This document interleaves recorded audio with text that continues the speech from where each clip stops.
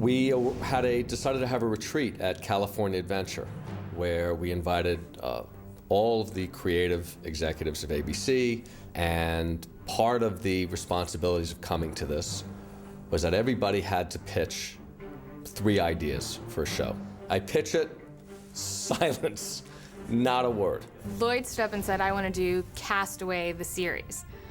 And all of us, I think, assumed Lloyd meant I want to do a series about a guy in a volleyball. Tom Sherman, who ran drama for me, comes over and goes, you know, Lloyd, I kind of like that idea you pitched.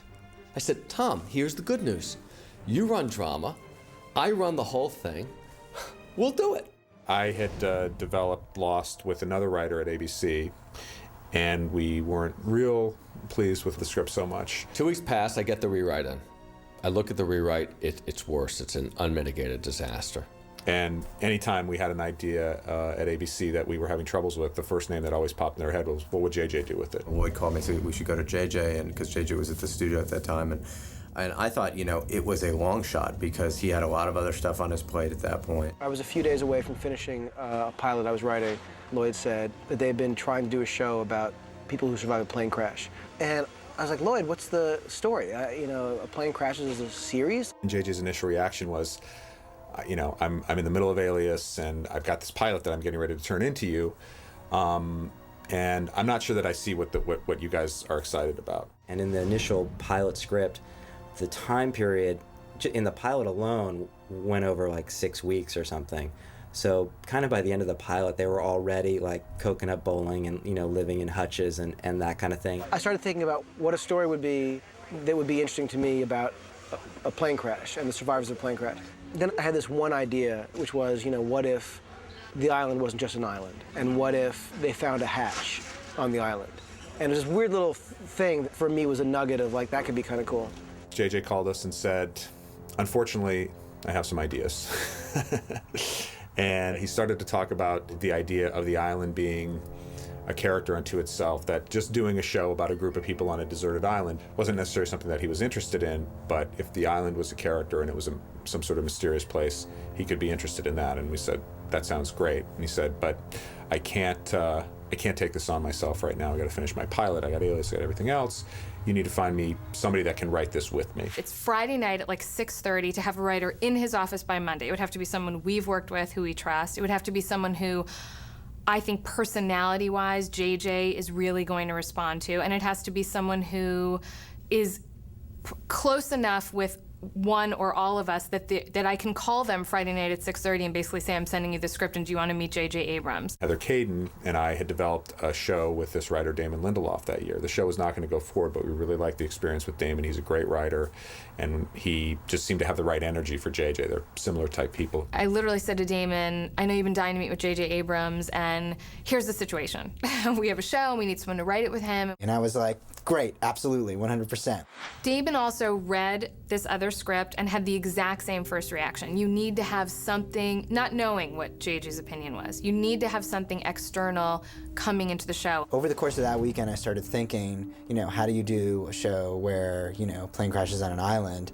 And I started coming up with some ideas about, they would be all about mystery, you know, the mystery of who the people were that were in the crash and the mystery of what the island was that they crashed on. We have this meeting Monday, and Damon comes to my office, and I bring him over. I was really nervous, and, you know, and I came into a room, and JJ was there, a couple of the other Alias writers were there. He's wearing a Star Wars t-shirt with like a button-down shirt open over it. And we're walking up, and waiting outside of JJ's office is Jesse Alexander and Jeff Pinkner, and right away Jesse sees Damon's Star Wars t-shirt, and he's like, hey man, cool t-shirt. He was wearing a Star Wars Bantha Tracks t-shirt. And we're like, hey, how are we not best friends already? He had this, you know, Star Wars t-shirt on, this like kind of vintage Star Wars t-shirt on, and he had glasses like I wear usually.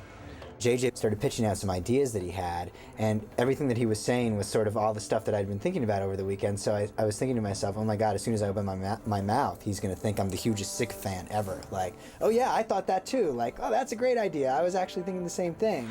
He was immediately like someone who, you know, I couldn't stand that I didn't know.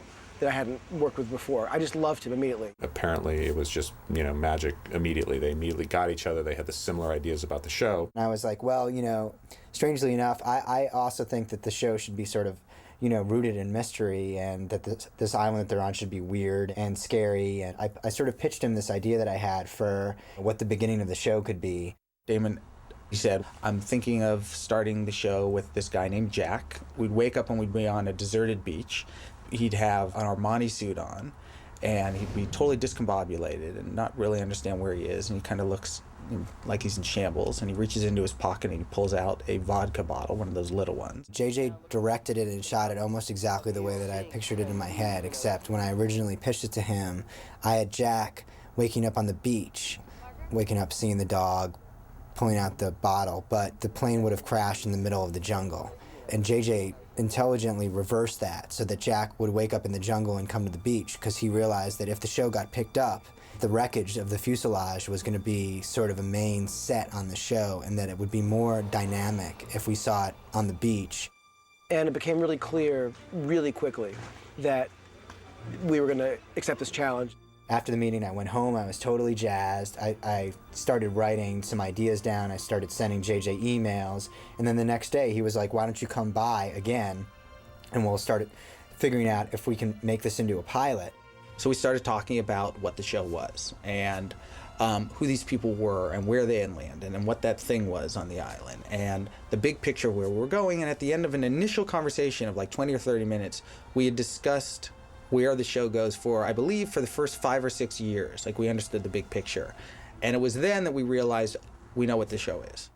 ABC, meanwhile, was saying, you need to be rolling film in like 4 or 5 weeks. And we're like, well, we just met. Like, they said, by the end of the week, see if you can come up with an outline for a new pilot. So over the course of the next 2 or 3 days, I worked with Jesse Alexander and Jeff Pinkner. Certainly we always knew a lot of drama would come from the interaction of the characters, but we really felt there needed to be that outside pressure that raised the stakes for everything, and the opportunity to tell a compelling mystery in a way that we had touched on in Alias, with building a mythology and a serialized mystery, and we wanted to add those elements to Lost. The exploration of this place was a mystery and adventure to itself, and that the island could, in a way, be a dramatic version of a video game. You could find the hatch, but it could take you several weeks before you had the proper tools to open the hatch.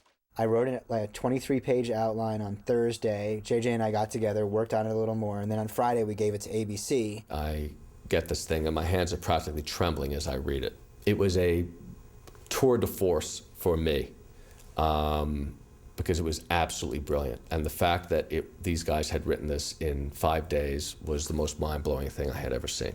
At ABC, we picked up the show off the outline. It's hard enough to get a script picked up. To have an outline picked up was unheard of. On Saturday morning, I remember I was in bed, and around 8:30 a.m. my phone rang, and JJ had been sort of prank calling me all week, and I said hello. It was like, Damon Lloyd Braun, and I was like, Lloyd is the head of ABC. I said, yeah, hi Lloyd, like thinking that I was totally getting, and there's a long pause on the other end of the line. He's like, okay, well, anyway, we love the outline, we were gonna make the show, and I was like, wow, it's just an outline. There's no script, nothing. And basically, that was the very beginning of what eventually became Lost.